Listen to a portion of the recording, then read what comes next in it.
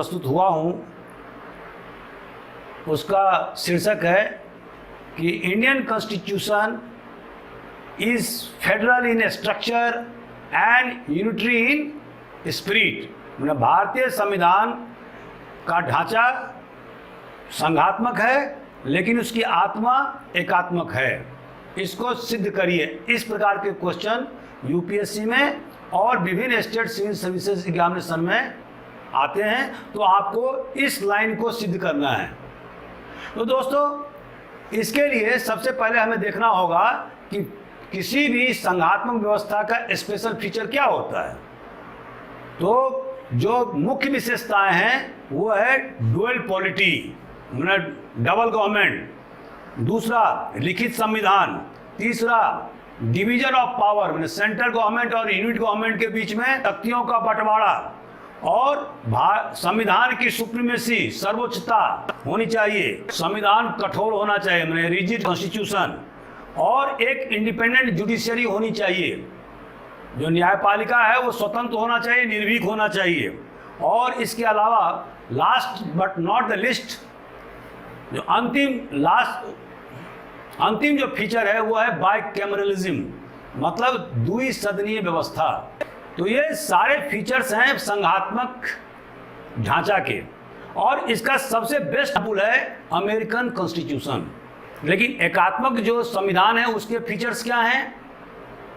तो एकात्मक जो यूनिटरी गवर्नमेंट होता है, जिसका कि स्पेशल एग्जाम्पल है इंग्लैंड, और वहाँ पर सिर्फ एक गवर्नमेंट होता है, ओनली वन गवर्नमेंट।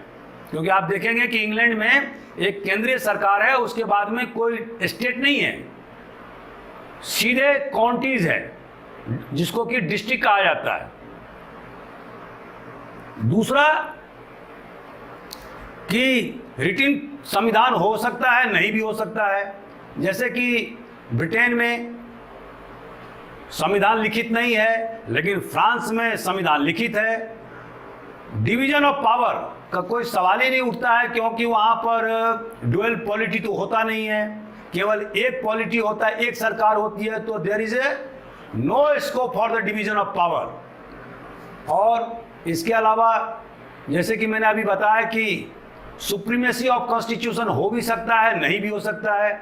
जैसे कि फ्रांस में सुप्रीमेसी ऑफ कॉन्स्टिट्यूशन है, संविधान की सर्वोच्चता है, लेकिन ब्रिटेन में सुप्रीमेसी ऑफ कॉन्स्टिट्यूशन नहीं है, वहाँ पर पार्लियामेंट ही सुप्रीम है। रिजिड कॉन्स्टिट्यूशन हो भी सकता है, नहीं भी हो सकता है यूनिटरी फॉर्म ऑफ गवर्नमेंट में। और इसके अलावा बाइकैमरलिज्म, द्विसदनीय व्यवस्था, तो आप देखेंगे कि इंग्लैंड में हाउस ऑफ लॉर्ड्स है एंड हाउस ऑफ कॉमन्स है, लेकिन चाइना में एक ही सदन है। इंडिपेंडेंट जुडिशरी की बात जहाँ तक है वो हो भी सकती है, नहीं भी हो सकती है। तो ये कुछ महत्वपूर्ण अंतर हैं जो एकात्मक संविधान को फेडरल संविधान से अंतर करते हैं, डिफरेंट करते हैं। तो दोस्तों, अब हम देखते हैं कि हिंदुस्तान के जो संविधान है उसमें फेडरल फीचर क्या है और यूनिटरी फीचर क्या है। तो जैसा कि मैंने अभी आपको बताया कि भारतीय संविधान निर्माताओं ने केंद्र सरकार और राज्य सरकार दोनों को बनाया गया है, संविधान में उसको जगह दी गई है। और अब तो 73 में और 74 में संविधान संशोधन के द्वारा जिला स्तर पर जिला पंचायत समिति और म्युनिसिपल कॉरपोरेशन को भी बहुत सारे अधिकार दे दिए गए हैं। जैसे कि आपको मैंने बताया था कि 11वीं अनुसूची के द्वारा जो 29 सब्जेक्ट हैं वो जिला समिति को अधिकार दे दिया गया है, जहां पर को कानून बना सकते हैं। और म्युनिसिपल कॉरपोरेशन का जहां तक सवाल है उसमें 18 सब्जेक्ट को रखा गया है। तो और ये शहरी क्षेत्र के लिए। तो हमारे देश में 3 स्तर पर सरकारें चल रही हैं। दूसरा पॉइंट, हमारे देश का जो संविधान है वो लिखित है, संविधान सभा के द्वारा बनाया गया है। 2 साल 11 महीने 18 दिन के अथक प्रयास के बाद में संविधान बना, और जब संविधान बना था तो उसमें 395 धाराएं और 8 अनुसूची था। अभी वर्तमान स्थिति में कुल 470 धाराएं हैं और 12 अनुसूची है। तीसरा पॉइंट, सप्तम अनुसूची, जैसे कि मैंने पहले बताया था, सप्तम अनुसूची के हिसाब से भारतीय संविधान में केंद्र, राज्य और समवर्ती सूची का विधान किया गया है। केंद्र सूची पर केंद्र को कानून बनाने का अधिकार है, राज्य सूची में राज्य को कानून बनाने का अधिकार है, और समवर्ती सूची में केंद्र और राज्य दोनों को कानून बनाने का अधिकार है। लेकिन यदि एक ही विषय पर जो समवर्ती सूची में है, अगर उन पर कानून और राज्य के असेंबली के द्वारा बनाया जाता है, तो पार्लियामेंट के द्वारा बनाए गए कानून राज्य के द्वारा बनाए गए समवर्ती सूची के अधीन बनाए गए कानून को पर सुपरसीड करेगा। यहां पर केंद्र को ज्यादा अधिकार दिया गया है। तो दोस्तों, इस तरह से हमारे देश के संविधान के द्वारा विभिन्न जो इकाइयां हैं उनको उनके अधिकार का भी बंटवारा किया गया है। और इसी तरह से जैसे मैंने बताया कि supremacy of the constitution, Hindustan की जो पार्लियामेंट है वो सुप्रीम नहीं है, सॉवरेन नहीं है। सॉवरेन कौन है? हमारे देश की संविधान। लेकिन ब्रिटेन में पार्लियामेंट जो है वही सुप्रीम है, वही सॉवरेन है। तो एक जो फेडरल जो स्ट्रक्चर की जो विशेषता होती है वो होती है सुप्रीमेसी ऑफ द कॉन्स्टिट्यूशन, और इसको हमारे देश का संविधान फुलफिल करता है, पूरा करता है। इसके अलावा जो संघात्मक व्यवस्था की विशेषता होती है चीट कॉन्स्टिट्यूशन, मतलब जो वहाँ पर अमेंडमेंट की जो प्रक्रिया होगा वो थोड़ा जटिल होता है। इसका सबसे बड़ा एग्जाम्पल अमेरिका का संविधान है, जहाँ पर कि कांग्रेस के द्वारा 2/3 बहुमत और फिर 3/4 राज्यों के द्वारा 2/3 बहुमत स्पेशल मेजोरिटी से ही किसी भी संविधान के उपबंध को संशोधित किया जा सकता है। हमारे देश में भी जो कुछ खास जो धाराएं हैं जो कि संघात्मक ढांचा से जुड़ा हुआ है, राज्य और केंद्र के से मामले से जुड़े हुए, जैसे जीएसटी, तो वहां पर लोकसभा और राज्यसभा के द्वारा 2/3 बहुमत या स्पेशल मेजोरिटी से पृथक पृथक पास कराना होता है, और फिर आधे राज्य के द्वारा उसका विशेष बहुमत से अनुमोदन कराना होता है, जैसे कि जीएसटी के मामले में हम लोगों ने देखा। तो इस तरह से हमारे कुछ जो महत्वपूर्ण जो धाराएं हैं वहाँ पर रिजिड या जटिल नियम बनाए गए हैं संशोधन के मामले में, लेकिन अधिकांश जो धाराएं हैं उसमें केवल लोकसभा और राज्यसभा के द्वारा पृथक पृथक विशेष बहुमत से, मतलब 2/3 बहुमत प्लस एब्सोल्यूट मेजॉरिटी के आधार पर संविधान संशोधन किया जा सकता है। हमारे देश में एक इंडिपेंडेंट जुडिशरी की स्थापना की गई है, जो एक संघात्मक व्यवस्था का सबसे इंपॉर्टेंट फीचर है, और इसके तहत में एक इंटीग्रेटेड जुडिशरी की स्थापना की गई है, एकीकृत न्यायपालिका।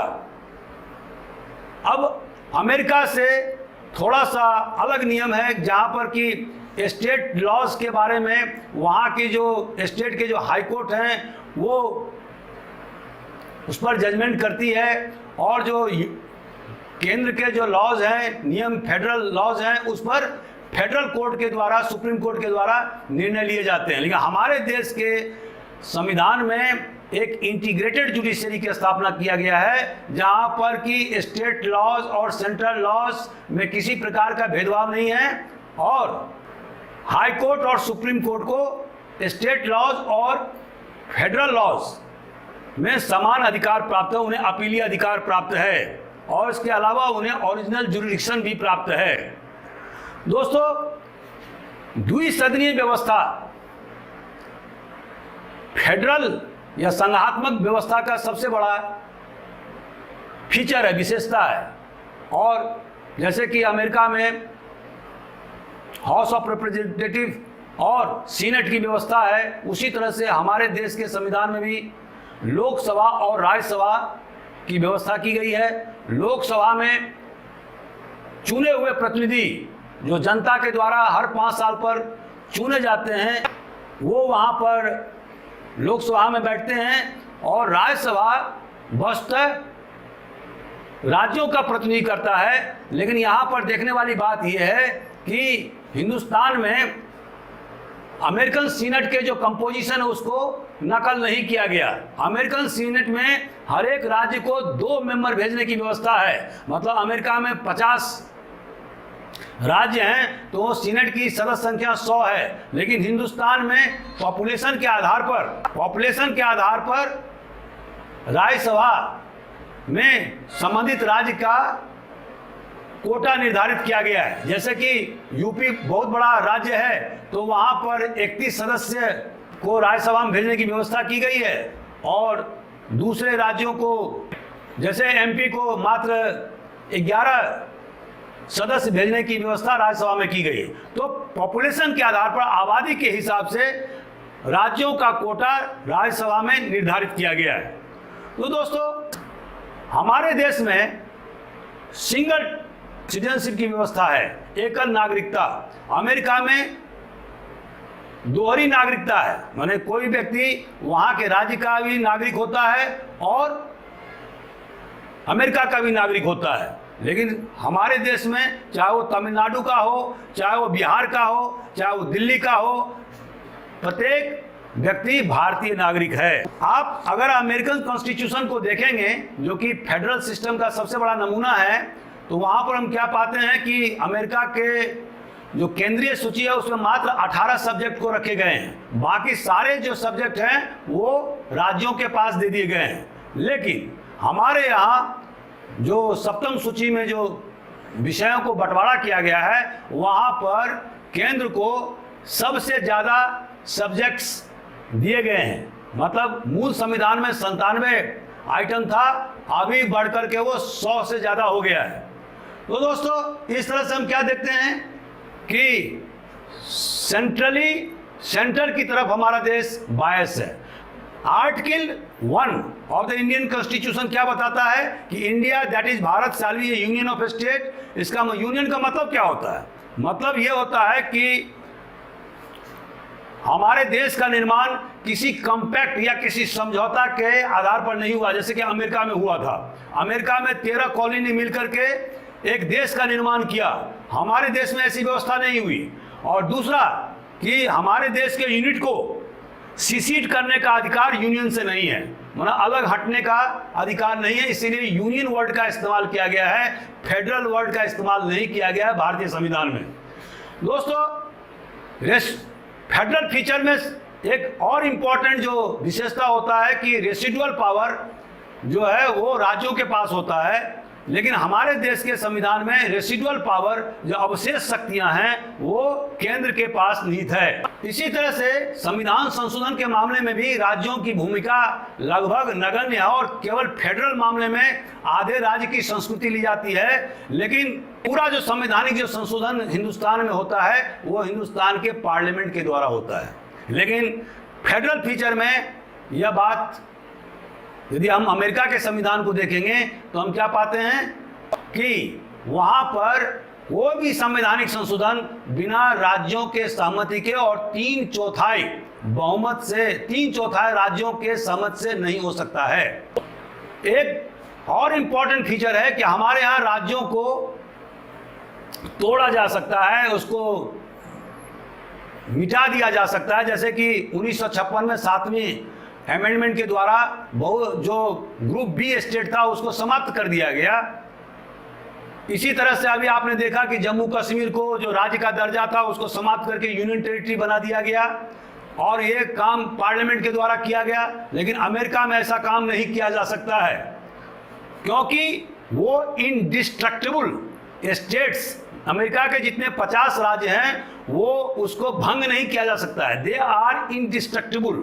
और जो उनका जो केंद्र सरकार है वो भी इनडिस्ट्रक्टिबल है। लेकिन हिंदुस्तान में केंद्र सरकार, भारत की जो सरकार है, भारत जो स्टेट है उसको तो किसी भी प्रकार से भंग नहीं किया जा सकता, लेकिन जो उसके यूनिट हैं, जो राज्य सरकारें हैं, उसको तोड़ा जा सकता है, भंग किया जा सकता है, उसको ओमिट किया जा सकता है। तो इस तरह से ये पॉइंट क्या है, ये यूनिटी फीचर की निशानी है। तो दोस्तों इसी तरह से हमारे देश में के संविधान में no division of public services है। अमेरिका में क्या है कि राज्यों के लिए अलग पब्लिक सर्विसेज है, और केंद्र के लिए अलग पब्लिक सर्विसेज है। लेकिन आप जानते होंगे कि हिंदुस्तान में जो एक IAS अफसर होता है वो MP गवर्नमेंट में भी काम करता है और केंद्र में भी काम करता है। तो इस तरह से ऑल इंडिया सर्विसेज की स्थापना हिंदुस्तान के संविधान के द्वारा धारा 311 के द्वारा की गई है। इसी तरह से हमारे देश में एक इलेक्शन कमीशन का विधान किया गया है जो राज्यों और केंद्र के चुनाव करवाती है। लेकिन अमेरिका में राज्यों के लिए अलग इलेक्शन कमीशन है और केंद्र के लिए अलग इलेक्शन कमीशन है। दोस्तों इसी तरह से जो ऑडिट और अकाउंट्स का काम, जो controller and auditor general Hindustan के संविधान के द्वारा जो नियुक्त किया गया है, वो राज्य के ऑडिट को भी देखता है और केंद्र सरकार के ऑडिट को भी देखता है। तो वहाँ भी एक integrated system of audit develop किया गया है। तो ये सारे इंपॉर्टेंट फैक्टर हैं जो ये दर्शाते हैं कि हमारे देश में, हमारे देश के संविधान में यूनिटरी फीचर या एकात्मक जो विशेषता बहुत ज़्यादा है। दोस्तों इसी तरह से जो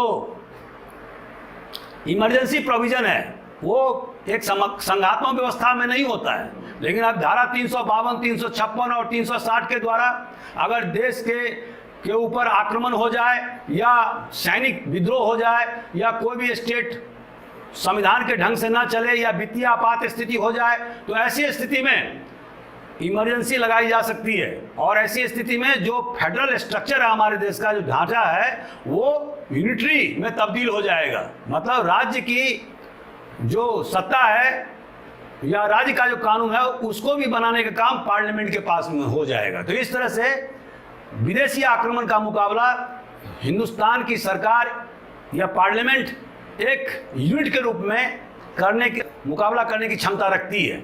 तो इस तरह से हम क्या देखते हैं कि हमारे देश के संविधान में बहुत सारे एकात्मक फीचर हैं, और अगर आप संविधान के निर्माता डॉक्टर B.R. अम्बेडकर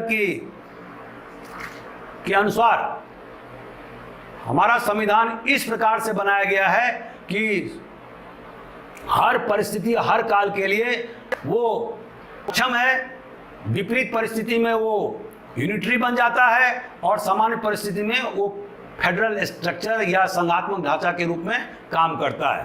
तो दोस्तों इस तरह से हम क्या देखते हैं कि भले ही हमारे देश का जो ढांचा है, संविधान का जो ढांचा है वो फेडरल है, संघात्मक है, लेकिन जो उसकी आत्मा है वो यूनिटरी है, माने एकात्मक है। आपको अगर इससे ज़्यादा आप अध्ययन करना चाहते हैं तो आप YouTube पर AJIS Academy टाइप करें और उस पर हमारा पहले से uploaded video nature of Indian constitution, comparative analysis of British, American and Indian constitution, ये 2 आर्टिकल हैं, उसको आप जरूर देखें। उससे आपको भारतीय संविधान के नेचर के बारे में, उसकी प्रकृति के बारे में विस्तृत जानकारी मिलेगी। Thank you very much. अगर आपको ये वीडियो अच्छा लगता है तो आप उसको लाइक करें, शेयर करें, सब्सक्राइब करें और मेरा हौसला अफजाई करें। Thank you.